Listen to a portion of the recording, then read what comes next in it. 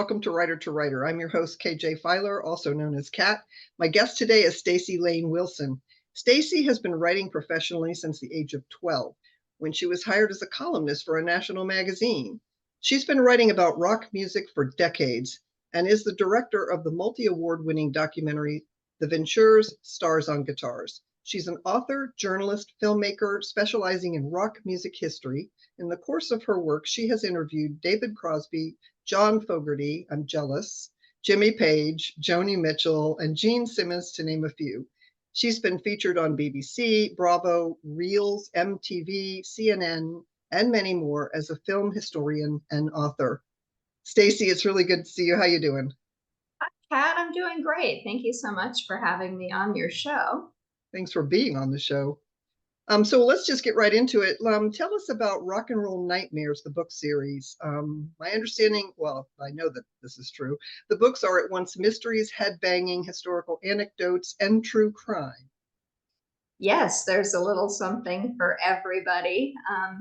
As someone who's been a writer and a great admirer and lover of rock music all my life, I finally kind of leaned into or figured out that I could fuse those two passions into one. During the pandemic, I started the Rock and Roll Nightmares series with 3 short story collections that I collaborated on with other authors whose work I admired. And I thought, oh, let's do this. This could be really fun. So it started out with 3 books of short stories that are in the horror vein, pretty much. And then after that, I decided to write 2 nonfiction volumes that are set in the rock world, but they lean toward true crime. So they go into some of the murders and the terrible sort of things that have happened to rock stars over the years, which there are quite a few.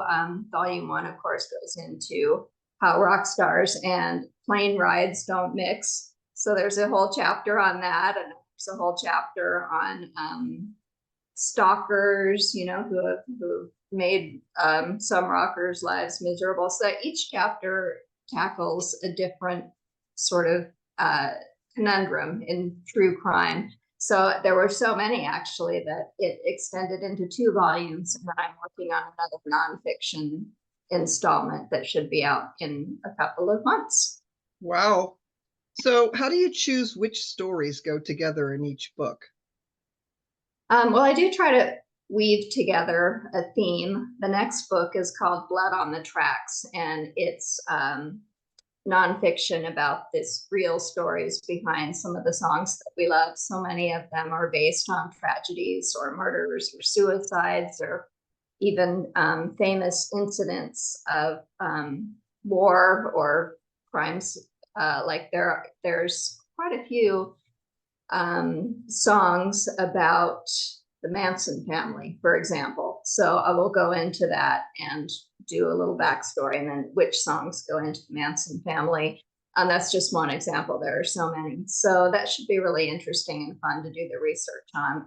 A lot of the songs you think are not based in reality, they actually are, and vice versa. So I'm also going to have a chapter on songs that seem like they could be a real murder ballad based on something that actually happened but aren't. So that's one volume. And then down the road, I'm going to be doing a couple of volumes on rocky relationships because there are so many, bad breakups in the world of rock. Of course, you think of Stevie Nicks and Lindsey Buckingham and, Mick Jagger and Jerry Hall. And there are so many high profile, crazy fun relationships that I can delve into for that. So the thing about the series that I really love is that there's so many different avenues and roads that I can travel down under that Rock and Roll Nightmares brand.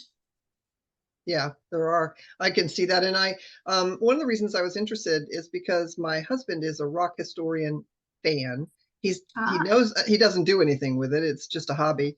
But we've been on some interesting vacations, which I didn't understand to begin with. We're going to be music themed, and we ended up in places.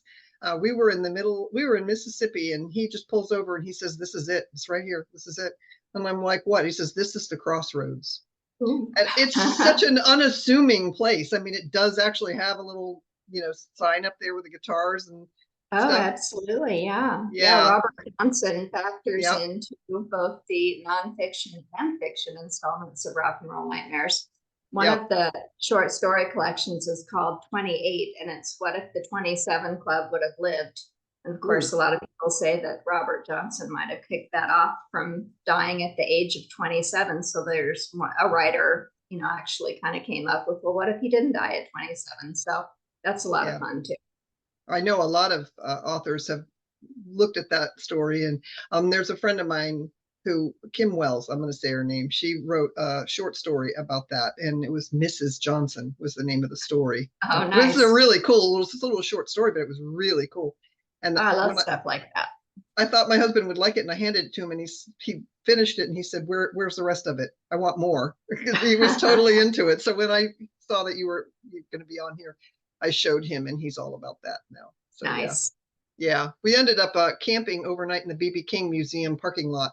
We have an Airstream. Oh, wow, really? we travel the country, and I'm like, we're not booked anywhere tonight. And he says, "Don't worry about it. I've got this. We're staying in the parking lot at the BB King Museum." I'm like, do they know that? They did. The museum wasn't even open, but he had compelled some man to open the museum for us. So, oh, wow. Well, if you ever come to Las Vegas, I'll have to take you to the brand new punk rock museum, which is a lot of fun too. He would love that. And I'm learning too. Example for him is he's been telling me about who influenced who, hence the Crossroads thing. He had convinced me that Eric Clapton was the best anything, name it, because of all of the influences. So that's why we ended up there. So what inspired you to write this series? Well, I grew up with my dad as a musician. He started the Ventures, which you mentioned, my documentary, The Ventures Stars on Guitars, was his band. So I grew up just with music in my life, especially guitar-driven rock music. And so that's something that I've always been drawn to. And I've also been writing, as you mentioned in the intro, since I was a little kid. I sold my first article at the age of 12, but even before that, I was writing because my mom was a writer.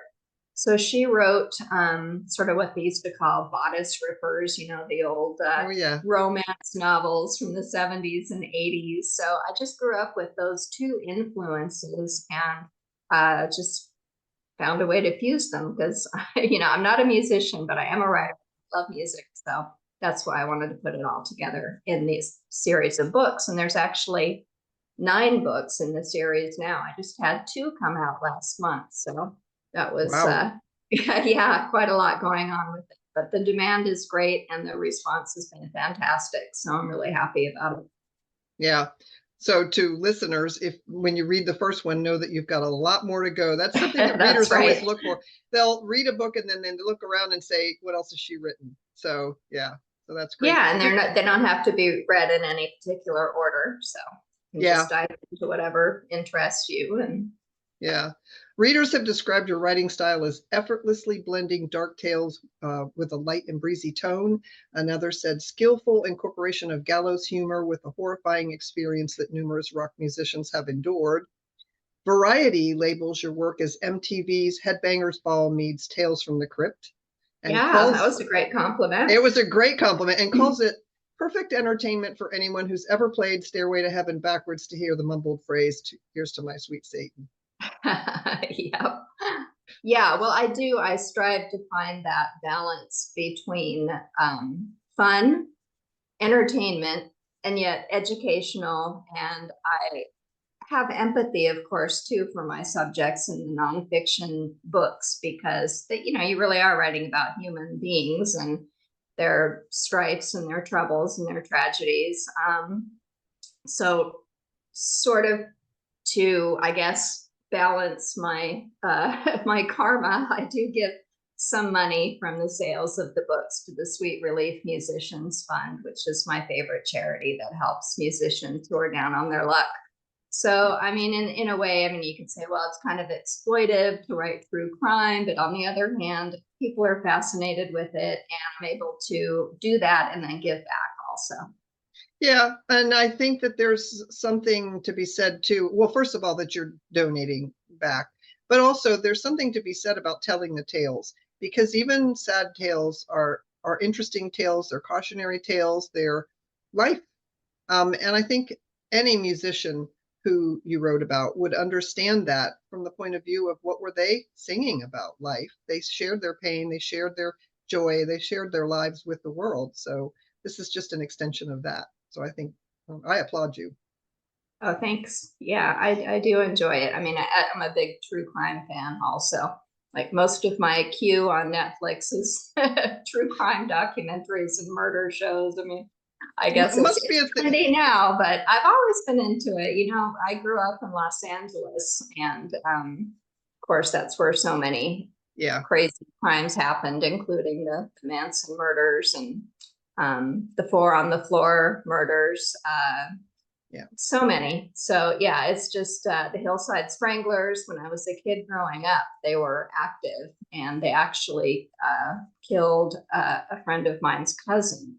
So ooh, as a little, like in the 70s, especially, I was a little kid then, but oh gosh, just kind of growing up with that specter, that shadow over you, kind of puts that into your mind as you, even when you're an adult. It's just kind of a fascination and wanting to understand such darkness, and yeah. how, from both sides, you know, what drives people to do that and what makes certain people target for those kind of horrific crimes.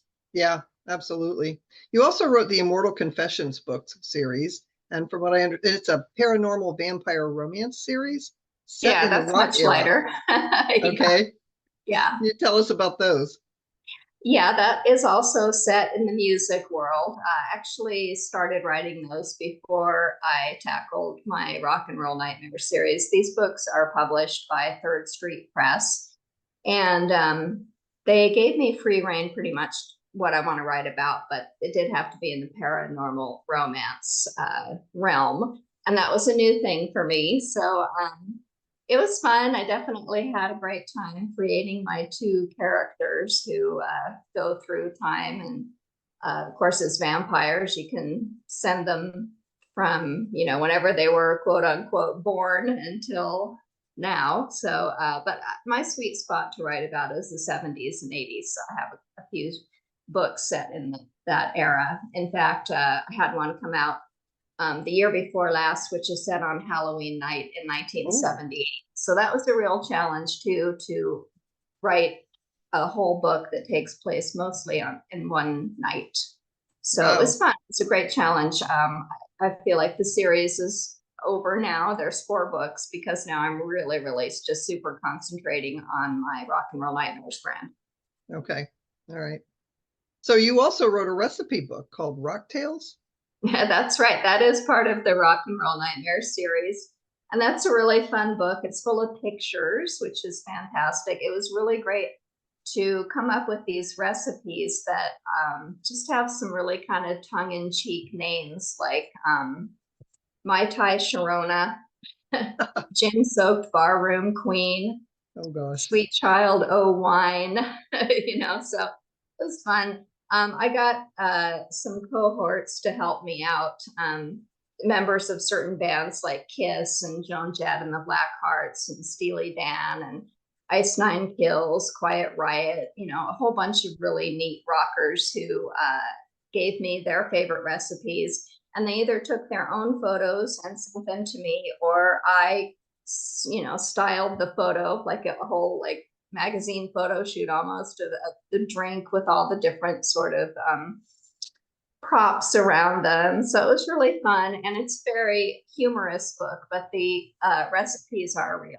You can Oh, actually drink them, and some of them are mocktails for those who are on the wagon, which many rockers now are.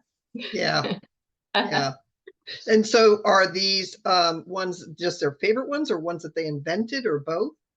It's a little bit of both. You know, sometimes the title of the drink was just so funny. You know, then you try to craft a recipe around that. And for instance, I'm trying to think what there's one person who was in Ozzy Osbourne's band, And so I can't remember the name of his recipe right now, but he named it after an Ozzy Osbourne song. So that was fun, like to have those tie-ins. Okay. I'll have to look that one up. I have not seen that one.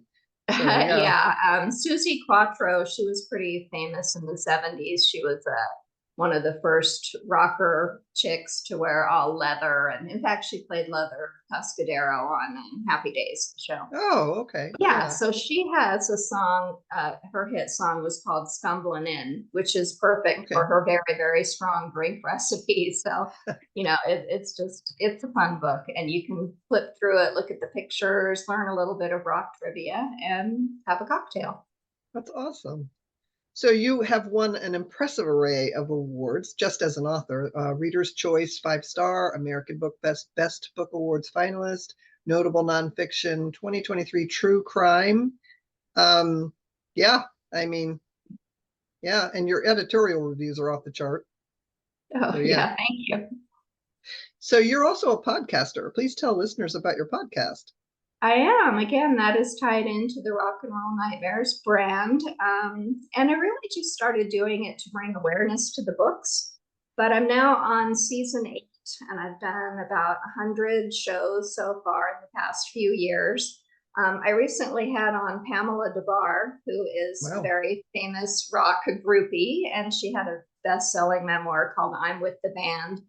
And so I've been a fan of hers forever. So it's really great opportunity to talk to people that I'm truly, genuinely interested in. And I also like to talk to authors of rock-related, either fiction or nonfiction, because I just think that authors don't have the forum that perhaps other types of celebrities do. So again, thank you for having me on. But I love to share with the world things that I enjoy. So that includes rock music, horror, and true crime. So that's what the podcast is geared toward. Yeah. And we have in common a friend, Christy Halberg, and she is the first author that I've interviewed who wrote anything about rock, and I hadn't even thought about it. I mean, I knew who she was. I talked to her and stuff, and then I started thinking about it and thought, I don't want to just keep doing the same interviews of people like the mainstream books. I'd really like to get some people on that do something outside a little bit and give a little something for everyone. So yeah, it's really hard as an indie author to stand out among the billions of choices on Amazon. I mean, Christy is amazing, and I loved her book, Searching for Jimmy Page. It's so clever. She's really good, and she has done well. I mean, I know it's a niche, but I can, I mean, just like you're in there. You can tell that's your passion. So, and there's people who are very interested in that too, who are going to find that. And that's hard to look for. I mean, if you don't just stumble on it, Right. So, yeah. Yeah. I mean, well, niche, I think you do better probably as an author if you find your niche that, like you said, like you're truly passionate about. You're not just trying to follow a market trend. Yeah. But yeah, I mean, for many years I wrote just general horror, and it's so hard to, like what sets me apart from other horror authors. Well, now it actually does, because there's the rock music. Mm-hmm. Yeah. Any tidbits you can share from your life as a journalist or as a filmmaker, funny stories or insider stuff?